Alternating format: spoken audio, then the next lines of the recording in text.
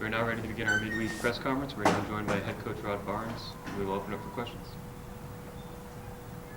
Coach, throughout the season, you've talked about the depth of this team. I'm just wondering, how much buy-in does it take knowing that, one night you could be in the starting lineup, the other night you might be coming off the bench? It takes a lot. It takes some special individuals to do that. And that was one of our big points of really congratulating our team the other night, because that's not an easy job to do. And it's something that's really hard. But winning is hard. And I talked to our guys about really kind of reiterating and speaking about that after the other night's game, because to sit on the bench and not play that much, or don't know when you're going to play, it's hard to continue to try to get better and buy into the team. And we've had our ups and downs as far as that goes, but I think the other night was a great example of guys that have continued to work and believe in what we do. And it was good to see those guys play well and really show the depth that I've been really talking about all season. Based on your coaching experience, how rare is that? Well, it's definitely now not in this kind of climate that we're in now. I mean, 10 to 15 years ago was easy, but now it's harder. And, again, it takes a lot of coaching and teaching and a lot of sacrifice for some players and coaches to make that happen, and it's tough. But again, it's hard to win, and that's part of winning. And I think this was just one statement in the last game to prove that a lot of what we've been preaching to our team, they can kind of see it happen. And most of the time with young people now, they need to see it themselves. It's not like it used to be where you as a coach that could show the vision and they want to experience it. And I think the other night at the game, I think our guys for the first time this season really saw what it means to have a bench that can come in and help you win games and how important each individual is on your team. Let's go the flip side on that. What about starters who aren't playing much? And, maybe it's just not their night, but Corey, a couple of guys, Fidelis and CJ did not play a lot of minutes. What about the flip side of that? Well, that's the thing that I told our team. I think that's why we won.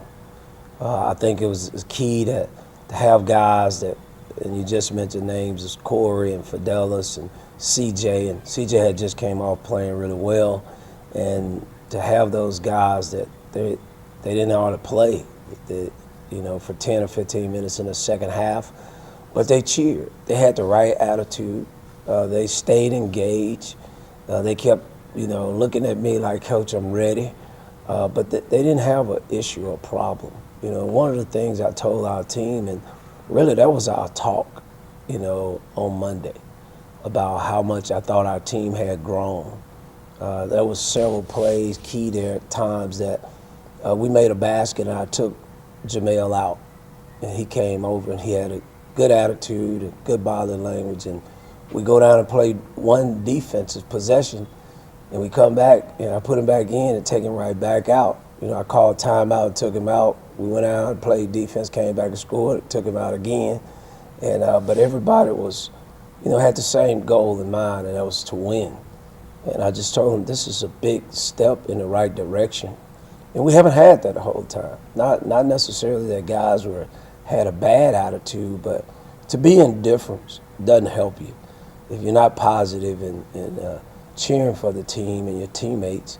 And I told them I thought our approach to that game and what we did and pointed those things out more than we even point out the 45 points that Jamel had. We point out the things that happened as our team that I thought was good for us. Speaking of the time, you took two 30-second timeouts almost back to back. What was the strategy behind that? What was the purpose? Offense, defense.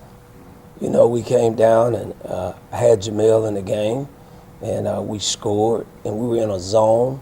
He never plays the back of the zone. So when he made the basket, I called timeout. That's to put our guy that had been on the back end of the defense, because we were playing zone at the time. And then we came back down, and something happened. I put him back in on offense. and then he scored again, because I thought at that particular point, I thought that was the key of the game. It's like we had just gotten a lead. I don't know whether it was 1 or 2 points or something like that. And I thought if we can, build a lead, because we had come back so far, and I didn't want to take a chance on them gaining the momentum, and I knew he was hot. So I knew on the offensive end, let's get our best scorer in, who's hot tonight. But then defensively, it would have put us at a disadvantage having a guy in a position that he's never in, because we were playing at that time basically with almost 4 guards. And he's never in the back of our zone. So I'm like, man, I better get him out, because again, it's no good in just trading baskets. So that's the reason why I call those the kind of offense defense, and I thought it was a key in the game to try to gain a lead, to try to help our momentum and discourage them from thinking like we just got a 1-point lead or a 2-point lead now. They hit a couple of baskets and come back. So I wanted to put us in the best position offensively with having them out there, and I wanted to put ourselves in the best defensively, and not that he was just the one. It was just a situation he had not played in that position, in our zone defense. So a lot of talk goes toward Jamel's 45 points, and rightly so. Yep. But did you ever think in your wildest dreams you would win a basketball game when CJ, Fidelis, Corey, and Tom combined for 0 points? No, I would never even think closely of that. I mean, maybe a different combination of guys, but just not with that group. I mean, our intent of what we were trying to do was kind of get some guys started. Also, I just, I thought, again, and I mentioned this the other day, I just didn't want Mel's flagrant foul and get ejected, in a game like that, that there wasn't a thought, wasn't a punishment for him, just so that our guys understand how important it is for each guy to stay in the game. But also that, be a fairness to their team, that foul could have been worse. From just the position it was, not that I thought, Jamel tried to hurt him or anything. And then I just didn't feel good about the way Corey was playing and was trying to kind of jolt him back in the plan that he was and doing some of the things that he had been doing for us earlier. But when I looked at the stat sheet, and I told our guys, I said, this is nothing but God. I mean, they shot like 69% from, in a half, and for us to shoot, 50-some% from the 3, I think it may have been 53 and 80 or 90-some% from the free throw. I said, listen, don't put that much pressure on our offense ever again. And I also wanted to remind them that we're supposed to be a defensive-minded team, and we got to get back to that. What about as far as the whatever you're willing to share with conversation or just between Santa Barbara and this game with Jamel? What was that like? Well, probably, being honest, that really was Brandon Barnes more than it was me, because I was upset with our team. And, I had a few words with our team overall, and I just think, Jamel didn't kind of handle that situation well. I'm not talking about that. It was afterwards. Because, I think whenever something like that's happened, you got to handle it. Again, it's nothing that team rules were broken in any way, but we just have a standard that we have in our program that, I didn't think after the game that he was as engaged, and took as much responsibility as he should have taken. It's kind of like losing your quarterback, and he never, makes any notion that, hey, man, I left you guys out there by yourself, or, man, I know how important I am. And, and then afterwards, again, we had a pretty unusual practice on Friday, a little bit harder than normal, a little bit different things as far as defensively that we do. That, again, just trying to make sure that we don't take any steps back.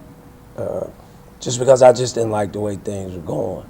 And afterwards, we all try to take 2 or 3 guys, but I thought the situation with Brandon was probably the most.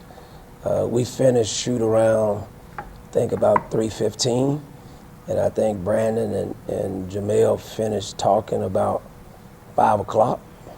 And he had like 30 minutes to get dressed. And it was just a whole lot of things, just reiterating how important he is and, how his approach is and how our expectations for him. Wasn't it all fun and, good kind of conversation, but it was a real conversation. And we thought afterwards, Mel's response was where we needed to be. Because when we came back and started warm-ups for the game, he was really engaged, where he wasn't like that. And I think because he felt like he had let us down, he didn't know how to express himself. And I think Brandon kind of explained to him, this is what you do. And I think it was a relief for him that we wasn't faulting him for the loss, because again, I think he didn't know how to say, hey, I'm sorry, and I messed up, and I shouldn't have done that. And because, again, I don't think he was intentionally trying to get it. I don't think he was intentionally trying to hurt the guy. But I think he didn't know how to express himself, and it carried over into Friday's practice. And then afterwards, I think that the conversation that they had really let him know we wasn't blaming him. It wasn't his fault that we lost the game. And I think that really was a relief for him. And then I think he took upon, I'm this important, and I got to go out here and prove, in a sense. And I think he probably took it upon himself. He didn't tell me this, that I'm going to get the game back. I screwed it up at Santa Barbara, and I'm going to play tonight to help us win, and we see what happened. What can you tell us about Tom Hart? Will he be available for Hawaii?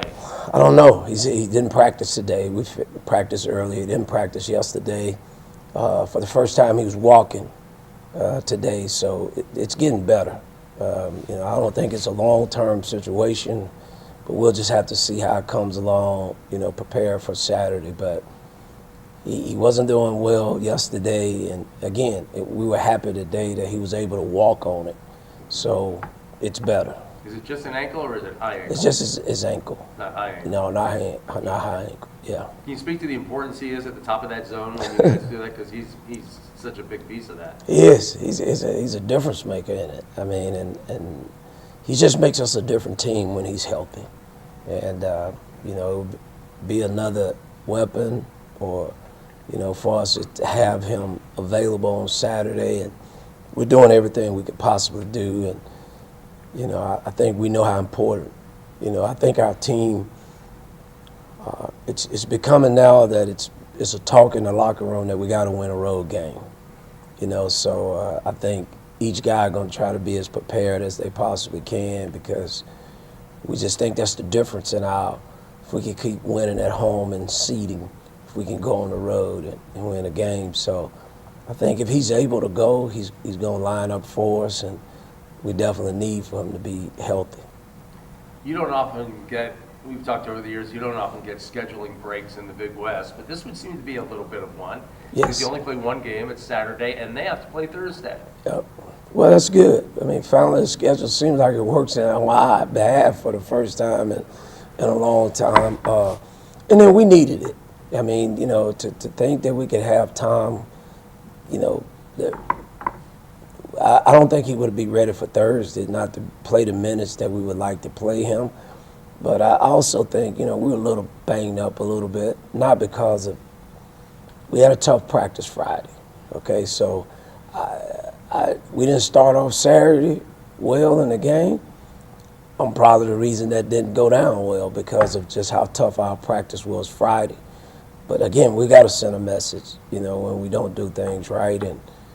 And I thought Friday, it's got to be a wake-up call, because we can't, continue to have this fog look in our face about what we're trying to do. And I was kind of kicking myself at butt at halftime on Saturday, because I was like, probably some of this is me. But our guys responded in the second half. And what about Hawaii? What do we know about them as you get ready to play them?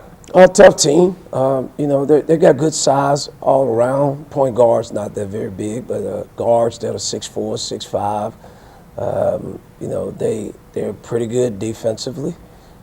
They play better at home, obviously. You know, their front line is productive. Big guy inside. Christensen, we played against him, seems like probably 5 years ago. But he's a factor in there. And I don't know how to pronounce the kid, Lithuanian kid that's kind of inside, outside, forward. He's pretty good. We recruited Marcus Green, who was one of their guards that I think he's averaging 8 or 9 points a game. So we've got a work cut out for us. But again, you know, it's one thing, even as the other night, and we talked about this at the beginning, it's one thing for me to say something. Like I kept telling them, everybody's important. It's going to be a night for everyone. And then to have the experience, you know. It's like now, I've been preaching all the time, like, man, we got to go on the road. We got to have the right mentality. We got to, you know, we can't go and just bury ourselves and have turnovers. And I think, you know, the Santa Barbara game kind of spoke to what I had talked about at the San Diego game. Like we just gave, you know, not that we gave the game away, but we didn't even give ourselves a chance to win. I think they kind of get it now. So it'll be interesting to see how we play and how we come out on Saturday night. Which is my last question, which, again, road games, we've asked the question before, and I'm sure you've racked your brain in a million different ways on how to crack the code. Do you feel you're making progress on that front? I know your team's capable of winning on the road, you've done it, but, you know, again, it seems to be a hurdle that's been tough to get over. Well, I think, again, I think it goes back to, I think it's generational and not faulting our kids. Again, until they, and the best teams are the players-led teams. That's just the bottom line. Coach can talk all you want, but when you guys get it, then they get it, you know, and that's what happened. I even thought that the other night. You know, when you talk about our starters coming out, I think the starters said, hey, man, you know, Coach made the decision to not play us. Hey, man, we should be over here cheering. I thought our bench was like, hey, man, we got to carry the load, and they stepped up and carried it. I think the same thing when you start talking about, man, you got to go on the road. This is what wins. You cannot turn the basketball over. You cannot give easy transitional buckets. You got to kind of control the tempo. You got to rebound the basketball on both ends because you got to prevent runs and the crowd getting involved. And I thought our guys, I've been saying that, and I think at the Santa Barbara game, I think it kind of clicked. You know, we turned the ball over and over and over, and then we were in a fight to try to get back in the game, and we did fight back, but we just didn't have enough. But I think for the first time again, they realized how important it is for those simple things that we just talked about, you know, transition buckets and taking care of the basketball. I do actually have one other question, because you mentioned, since you arrived here some 14 years ago, you've been all about defense. And quite frankly, CSUN ran through you guys in the first half, probably the worst half of defense you played in years. Yep. And when you came up here after the game, you talked about how they, you know, Yeah. they brought it to you and all that, and your halftime speech was nobody does this to us in the Icardo. Right. Can you talk about that first half of defense and what they did? I mean, they just got to the rim all the time. Right. So what happened there? Well, again, I think Friday didn't help us. To be honest with you, I just didn't think it, you know. We did, you know, normally you have short turnaround. You practice on Thursday, you play on Thursday, and then you turn around, you come back, and you're really talking about the other team because you're preparing for CSUN. Well, I didn't really care about CSUN at that point. You know, I cared about the way we had played at Santa Barbara to put us in that position. You know, I thought at Santa Barbara we just had some plays that we didn't give great effort.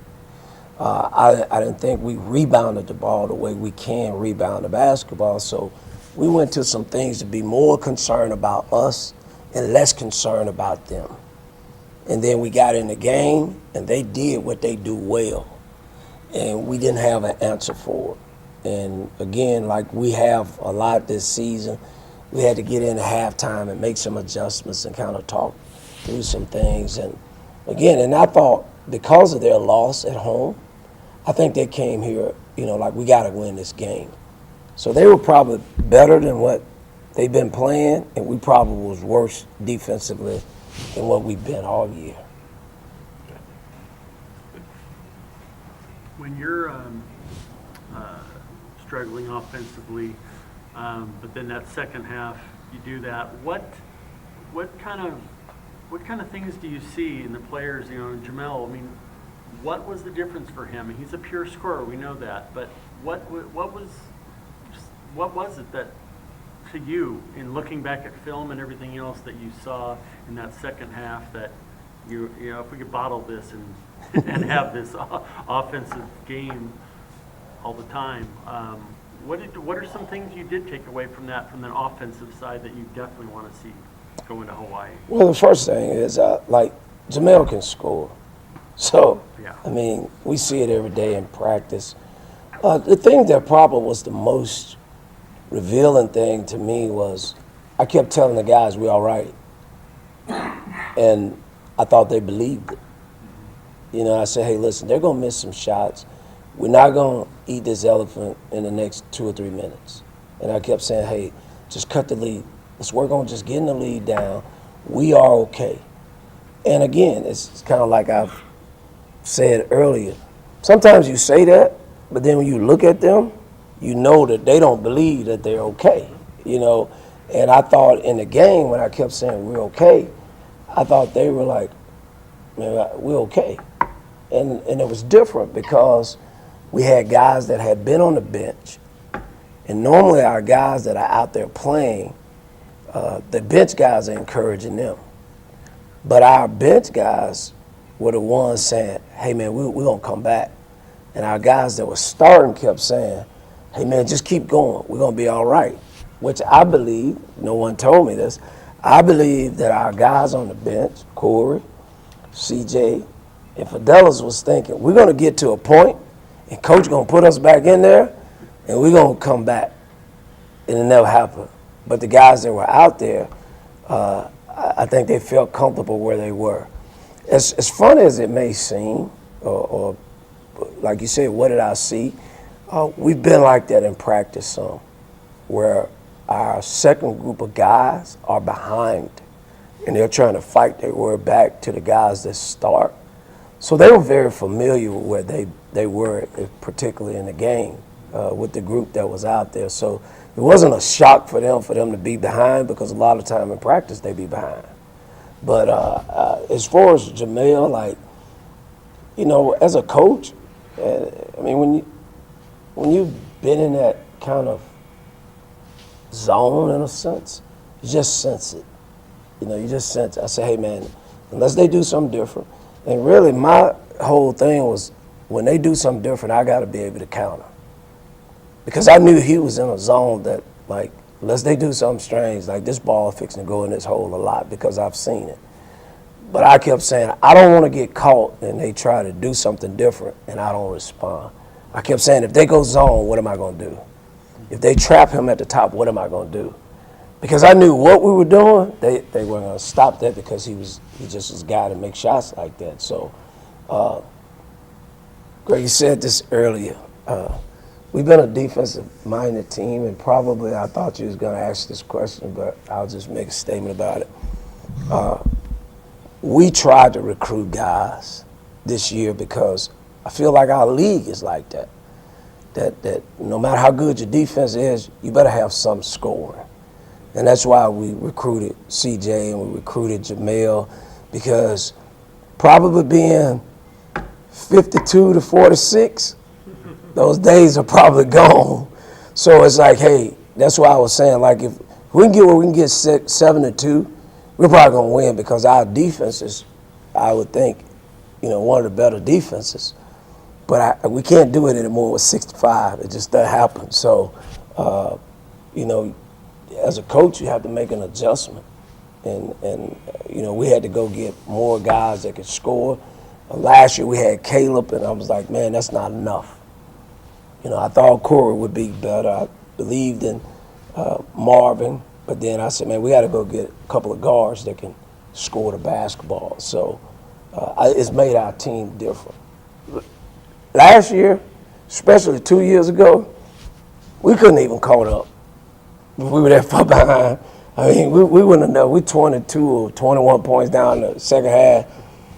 We wouldn't have never even got back to that. But with this team, because we built it different, because, again, this league is a little bit different than the WAC was. A little bit more fast-paced, three-point shooting, more scoring. And I started to realize I was putting too much pressure on our defense to be able to win in this league. So we had to go try to get some better offensive players and continue to teach defense, because I think that's what wins championships. But you can lose a lot of games in this league if you can't score. Jamel, obviously, like I say, pure scorer, everything else. What has impressed you most? You know, one thing to get him, but then another to see him in action for you. What do you see best about Jamel's offensive game? You know, First of all, he's a competitor. I mean, most of the time I'm trying to calm him down, because if he scores and somebody says something, it just fires him up even more. And I think where he's grown the most is realizing that for him to stay on the floor, he's got to attempt to play defense. You know, he's still got a ways to go in being a great defensive player.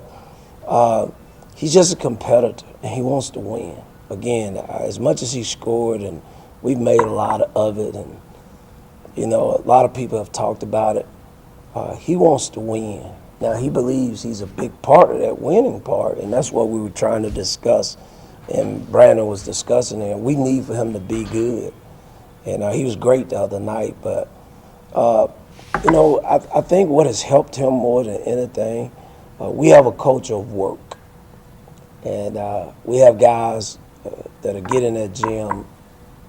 I mean, I can tell you guys, we had guys in the gym last night at 1 o'clock, because that's what we do. That's our program. And I think he got with a team that has taught him how to work. You know, that, hey, man, you got to get in the gym. You got to get in the gym. And because of that, I think he's even gotten better as a scorer.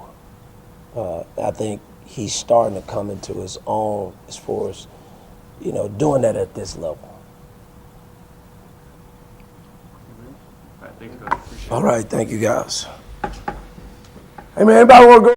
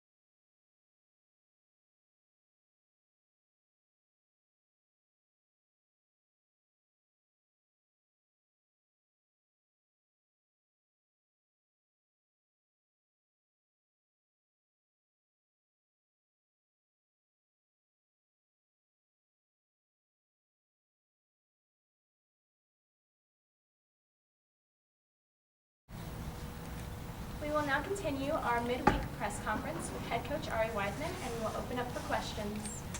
Coach, congrats on your first win. Does it feel like a weight's been lifted off you and the team?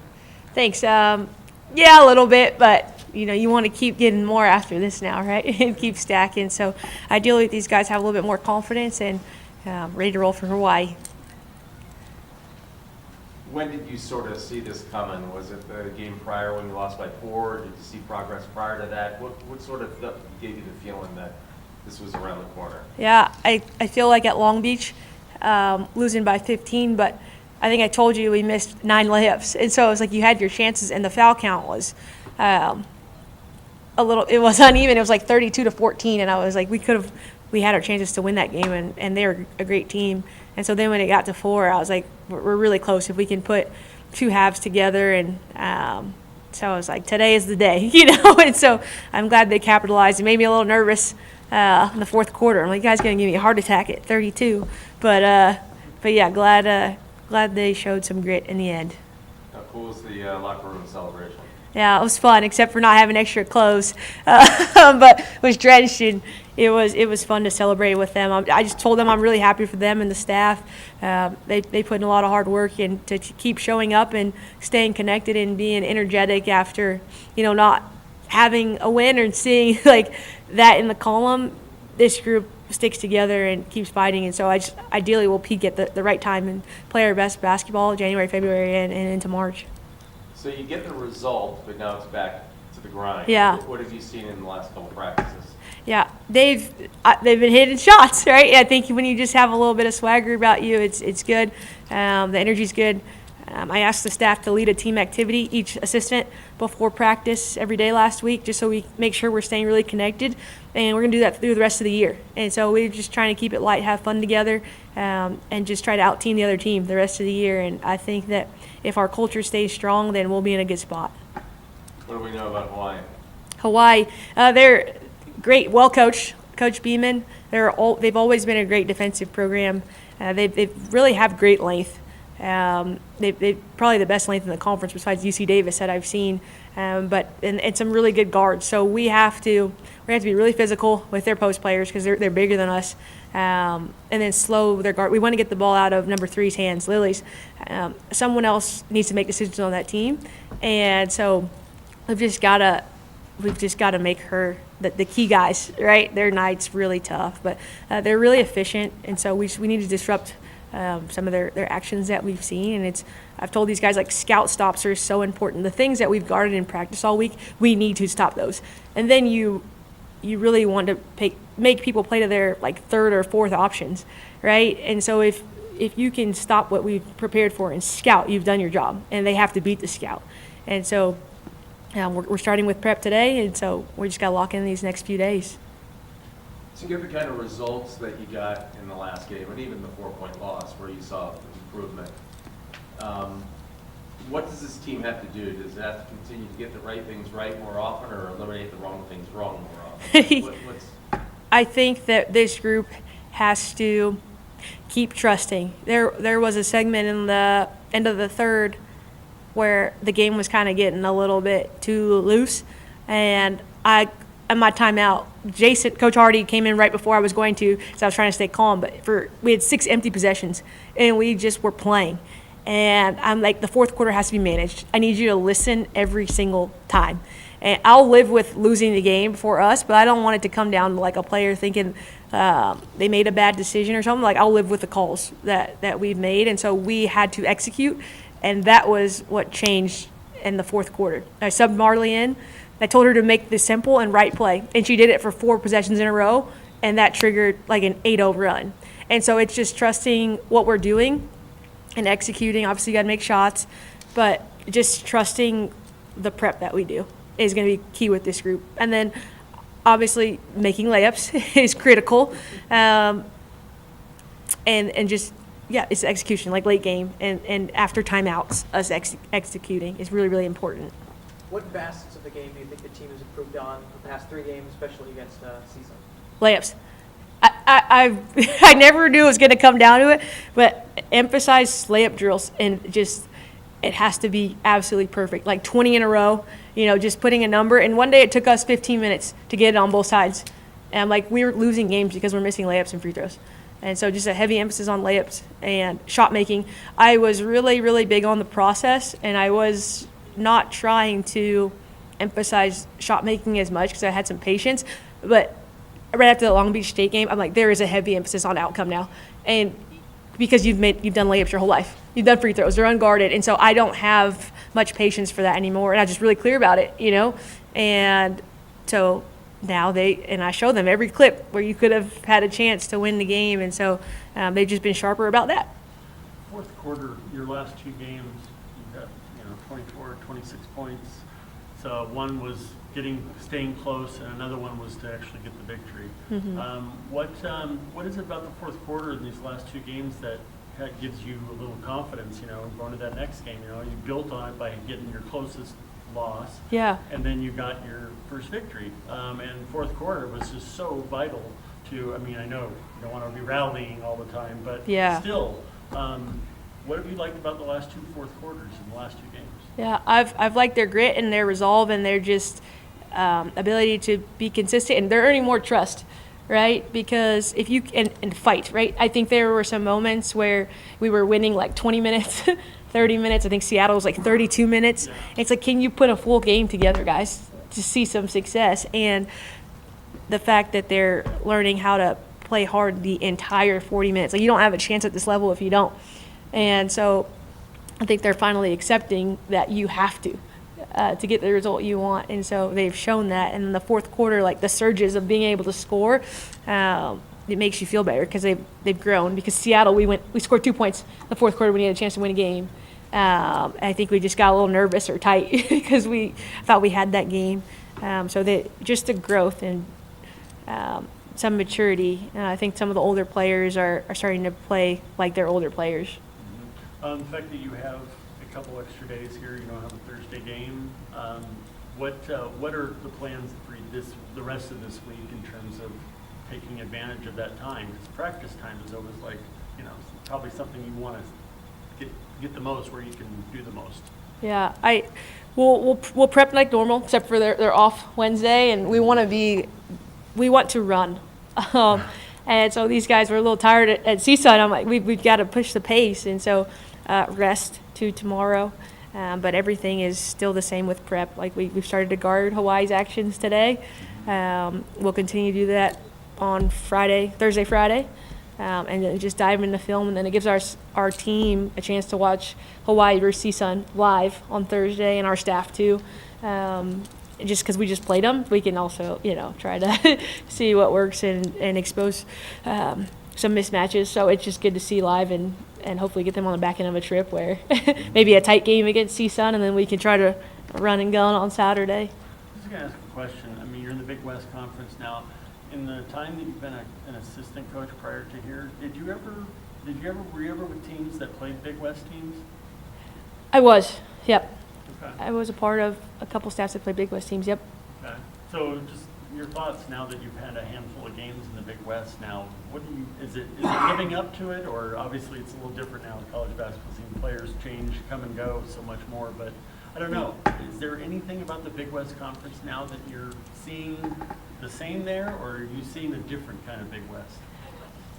I think the main thing I've learned from the Big West is, there's some quality coaches, so you have to make good adjustments, but also in terms of recruiting, I was talking to Coach Advent about this, you can't miss, because depth means everything in this conference because of such the quick turnarounds. And so the teams that have the most depth and they're really, really prepared in terms of adjustments are the ones that are going to be successful. And so there's some good coaches, and it's been good to see. But I think that from a standpoint of us being able to score, like the other day in the 60s and Hawaii averaged 59, if we can get to these, the scoring I'd like, the 70s, like you just have a chance because you're doing something different than a lot of the Big West teams in the 50s and low 60s. That's why I think Long Beach State had a success in her first year. Coach Wright's coming from Oklahoma where they play up-tempo. And so we want to be like them in the sense where we want to be teams in the 70s and then ideally you're at the upper echelon of the Big West because you can score it. And ideally defend, but you can score it.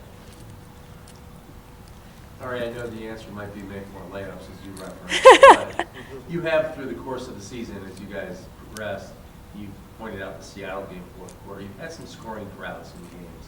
How do you minimize those? How do you try to check those when they're happening? Yeah, I've grown in this area because I'm big on usually saving timeouts for the fourth. Because you want to treat them like gold. You hope you're going to need them. And my feel has been better, and I've burned them just to clean things up. Whereas I wanted them to play and learn through mistakes, and because that's how I'd like them to be thinking critically and things like that. But now I've called it in the moment and just fixed it right away and make sure that we get the shot that I think is best for the team. And obviously we've got a couple snipers in Dioli and Katie. If they can hit on the same night, it would be really, really special. But just putting in more actions for the kids I know who are living in the gym and can make shots. And so just have been a little bit more strategic and tactical in terms of timeouts and play calling for the kids I feel like I can really trust to hit a shot and who want to take the big time shots, you know?